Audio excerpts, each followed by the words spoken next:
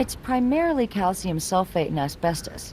That explains why the ceiling didn't burn.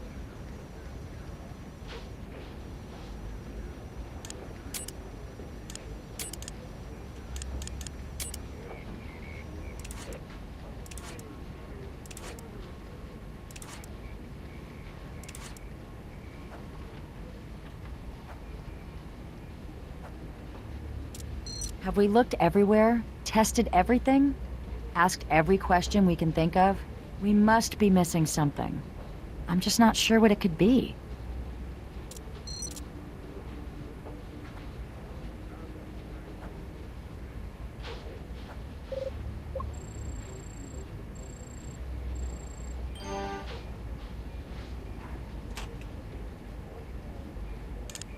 The microscope lets you view items at a variety of magnifications.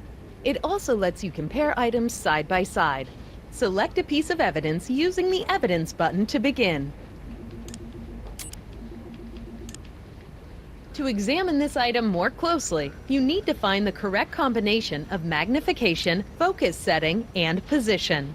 The magnification control switches between the 3 magnification settings. The focus slider adjusts how blurry the image appears. You will receive positive feedback automatically when the correct settings are selected.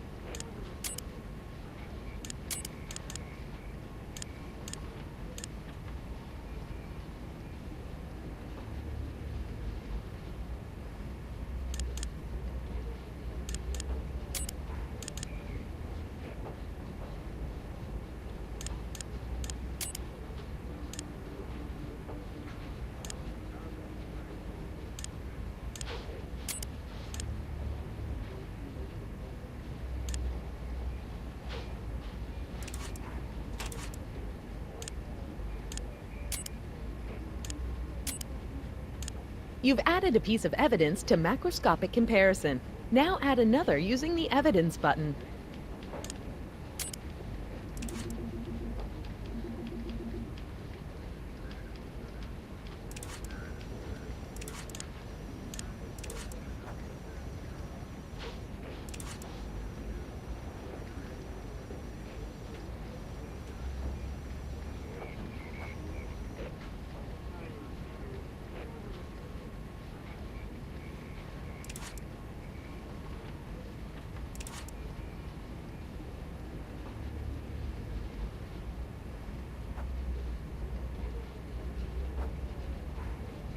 The Data Analysis Station allows you to analyze fingerprints, search for medical records or research, and process computer evidence.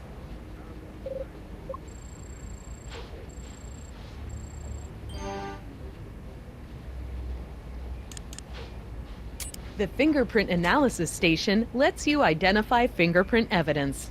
Select a piece of evidence using the Evidence button to begin.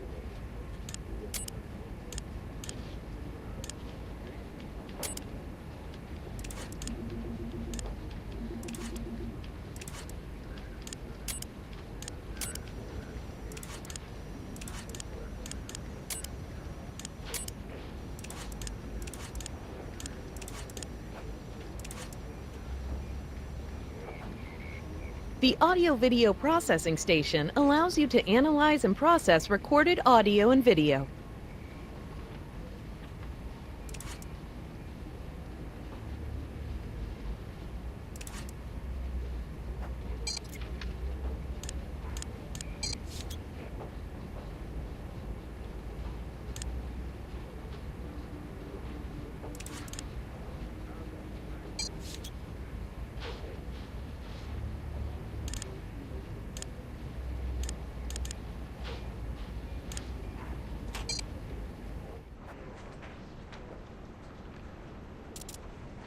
You have enough evidence? Not really. Then the best thing you can do is to get him to volunteer to come in.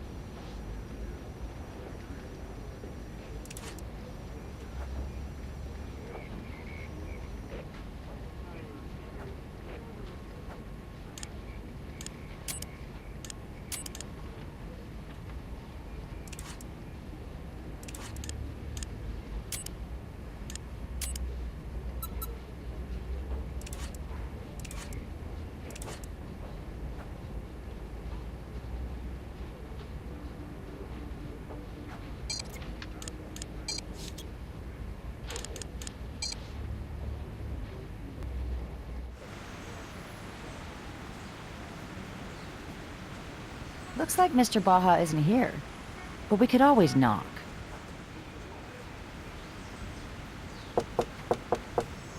No answer.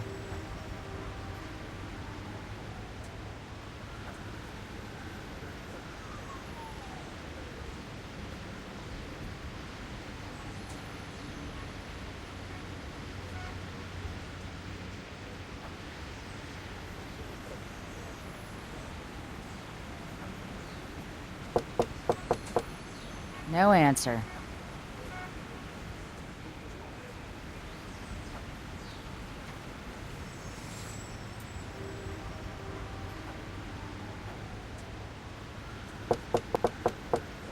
No answer.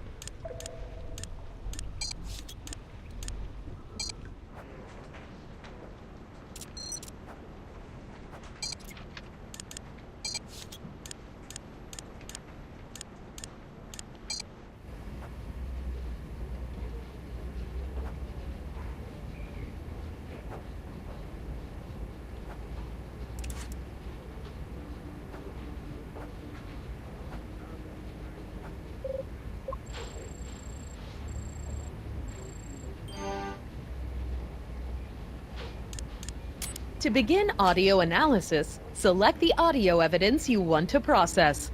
You can listen to the sample at any time by pressing play.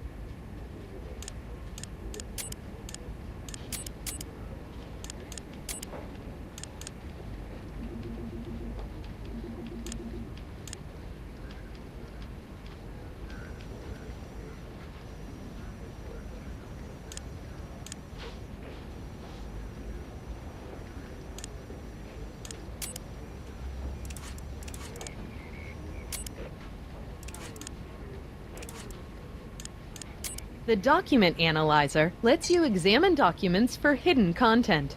Select a piece of evidence using the Evidence button to begin.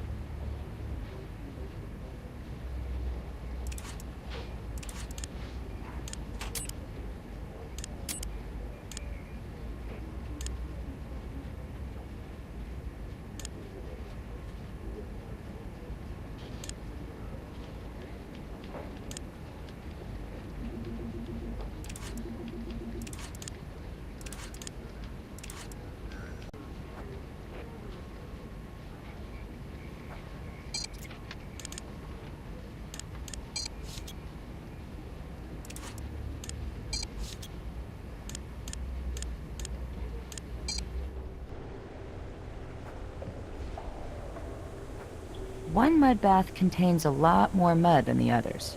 It might just be the way they do it. But the one next to it is filled only up to the line on the side of the tub. That mud is baked solid. We're going to need a way to examine it inside and out, without actually breaking it up and compromising potential evidence. You know, the other day, Catherine was telling me that we have access to an industrial ultrasound device. It sounds perfect for this problem. I'll give her a call.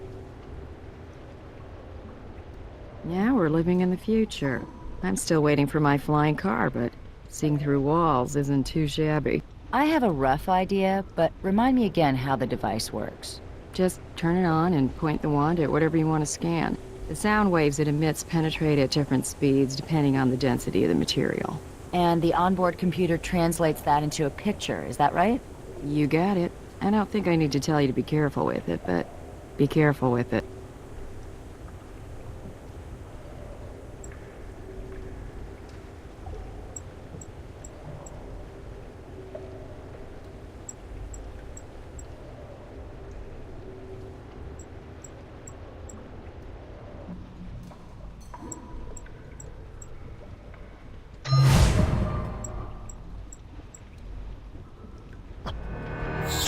Does that look like a human body to you? It looks like we have a victim after all. I'll call Doc Robbins for a pickup. I've finished the autopsy, so whenever you're ready, I'm available to review my findings with you.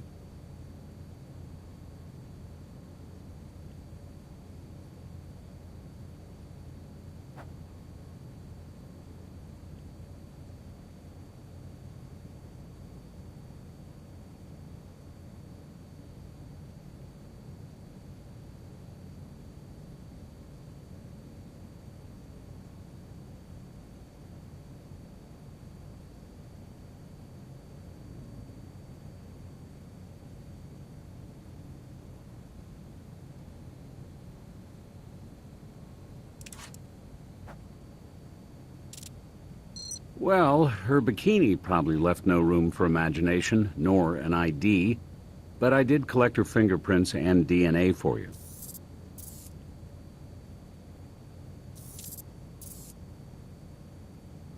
Take a look at the third-degree burns on your victim's hands and face. You can probably tell that they were above the surface of the mud during the initial explosion and subsequent fire. In addition to the burns to her skin, she suffered thermal injury to her upper airway. She inhaled a substantial amount of smoke and hot gases from the fire. Carboxyhemoglobin levels in her blood exceeded 73%.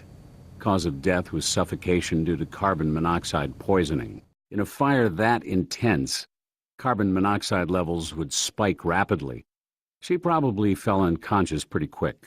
Most likely, she slipped under the mud after losing consciousness. Time of death is going to be difficult to determine. Even without the fire, the initial temperature of the mud bath complicates my ability to offer an accurate estimate. I was able to extract samples of the vitreous humor from both eyes. Potassium accumulation in the tissue indicates time of death between 3 and 4 a.m.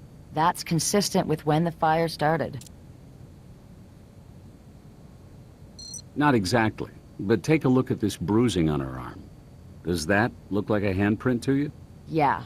Looks like someone grabbed her pretty hard. From the coloration of the bruising, I'd say it occurred at least 6 to 12 hours prior to death.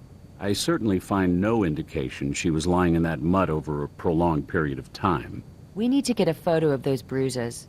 My camera's memory card is full. You mind documenting this one? I'll wait.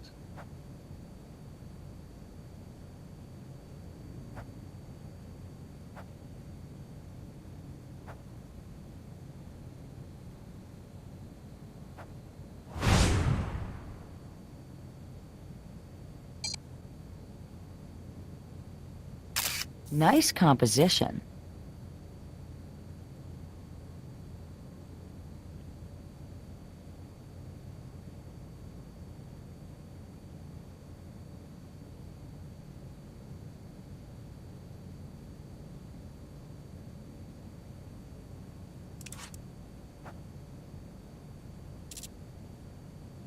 Maybe. Your victim had advanced mesothelioma. It's a type of cancer that attacks the lining of the vital organs. It's thought to be caused most often by exposure to asbestos. It looks as though it was an ongoing problem for her. I discovered indications of a pleurectomy, the removal of the outermost lining of the lungs. From the scar tissue, that surgery probably took place a few years ago. She may have thought she was out of the woods. Unfortunately, I found an active malignancy in her pericardium, the lining of her heart. She didn't have long to live. You know, we found some asbestos at the crime scene. The whole ceiling was coated with it. There was even a corner of the break room where it had come down. You don't suppose our victim set the fire, do you? Revenge and suicide all in one? We'll have to ask Brass if she filed any kind of complaint. Well, the pleurectomy obviously suggests at one point she knew she had cancer. But there's no way to know whether she was aware it had recently metastasized to her heart. I ran an expanded tox screen. She hadn't been taking any cancer medications, and I didn't find any tissue damage from possible radiation treatments. I did, however, find evidence of a persistent, dare I say, habitual use of cannabis. You know, a Harvard Medical School study concluded that one of the active chemicals in marijuana, THC, may in fact inhibit the growth of certain tumor classifications, even though it says right there in the press release that the growth of some other tumors might actually be accelerated by THC. A man hears what he wants to hear and disregards the rest, right? So now the idea that weed cures cancer is spreading far and wide. Anytime.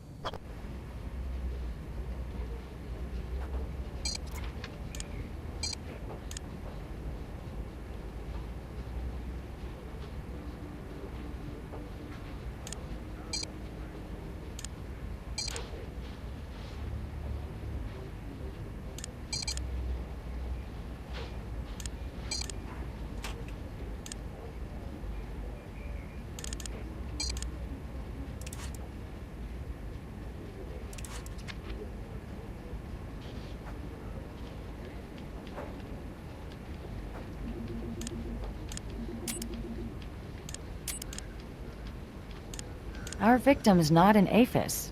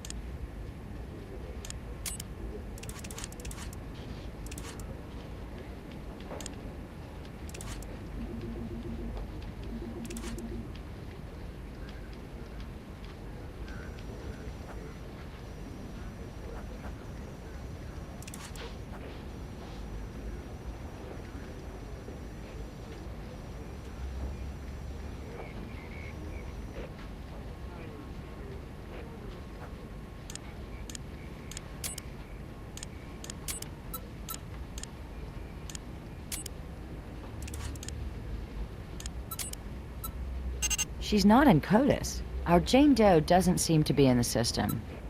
Maybe Pete Baja knows her.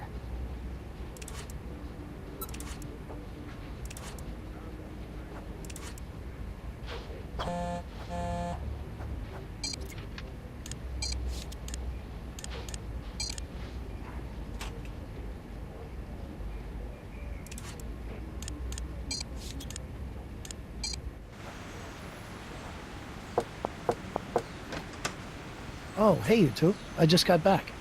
What do you need? We found an unidentified female victim in one of the mud baths at the spa. God, Portia, no! Portia Wiseman, she's the manager at the spa. She's the only other one with a key. Just the thought that she might have been in there when it went up. I'm sorry, it's just horrible. We can't be sure who she is until we get a positive identification. Of course. Let me lock up here. Oh, Portia. No. What were you doing in there? Actually, we were hoping you could help us shed some light on that. Would you mind answering a few more questions? Sure.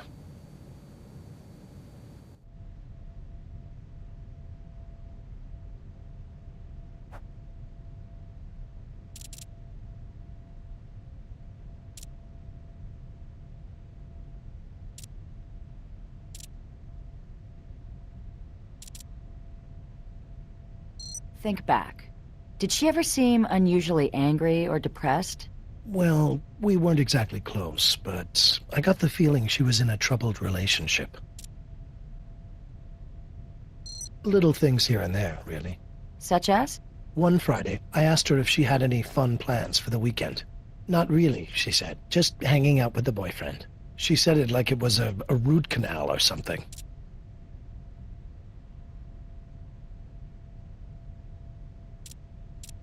It wasn't just that. I think he hit her. Why do you think that he hit her? Well, Portia always seemed to like showing off her body. I even had to ask her once to wear more than just her bikini to work. But one week, a while back, I can't remember exactly when, she wore long-sleeve shirts every day, and she seemed depressed. When I asked her about it, she gave me some lame excuse about needing to do laundry. But when she thought I wasn't looking, I saw her rub her arm and wince. Well, Portia was a very private person. I know almost nothing about her boyfriend, except what I was able to infer.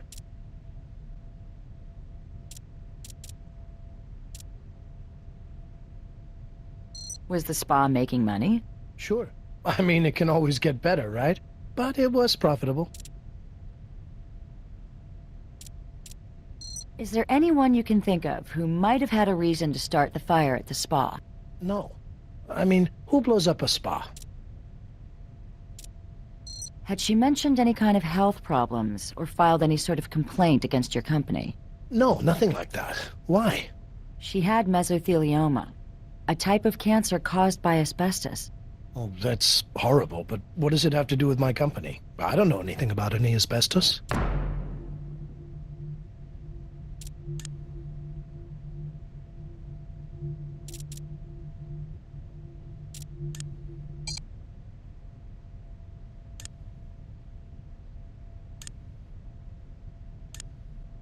The ceiling of the spa is coated with asbestos-laced paint. Really? I guess I'll have to take your word for it. You really think Portia got cancer from working at the spa? Oh, she never said anything to me about it.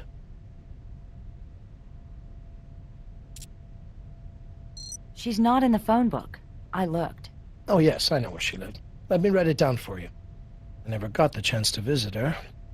Here you go. So, I hate to ask, but is that everything you need from me right now? I have to come up with something to tell the board about why I let the insurance run out. And I can't really focus on that while I'm here. I think we have what we need for now. You'll be at the barber shop if we need you? I may have some errands to run, but I will be there for some time today, for sure.